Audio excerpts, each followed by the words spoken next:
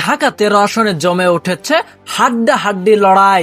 সারা দেশে নির্বাচনী উত্তেজনা যখন তুঙ্গে, ঠিক তখনই রাজধানীর গুরুত্বপূর্ণ আসন ঢাকার 13 ঘিরে বাড়ছে রাজনৈতিক কৌতূহল।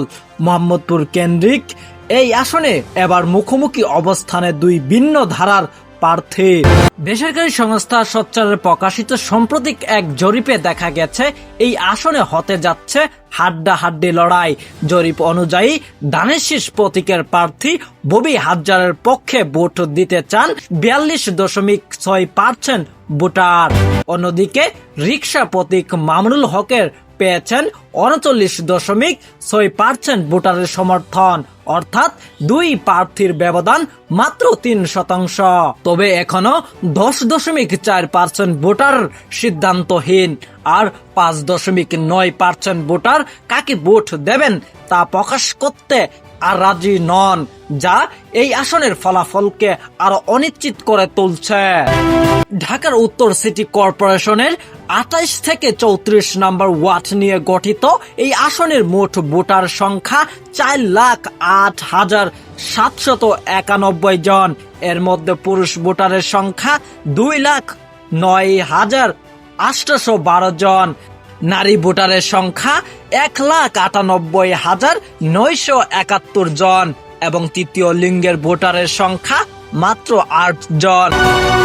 জরিপে অংশ নেওয়া 606 জন ভোটারের মধ্যে 258 ভোটার ববি হাজ্জাতকে এবং 240 জন মামুনুল হকের ভোট দেওয়ার আগ্রহ প্রকাশ করেছেন।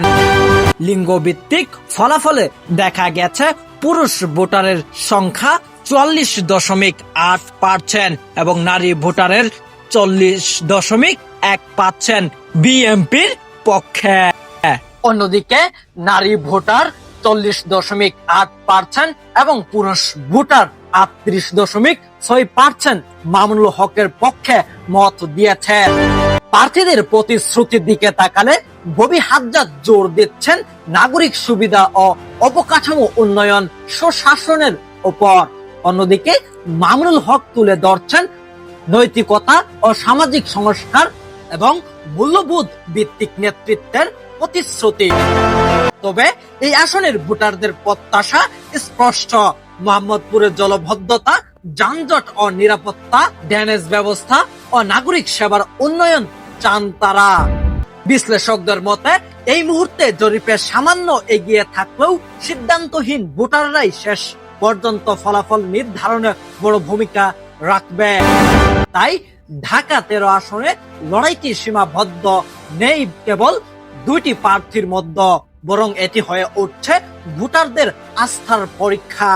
সব মিলিয়ে ঢাকার 13 আসন রাজনীতির সবচেয়ে আলোচিত ও প্রতিদ্বন্দ্বিতাপূর্ণ আসনগুলোর একটি, যেখানে শেষ মুহূর্ত পর্যন্ত ফলাফল নিয়ে থাকবে টানটান উত্তেজনা।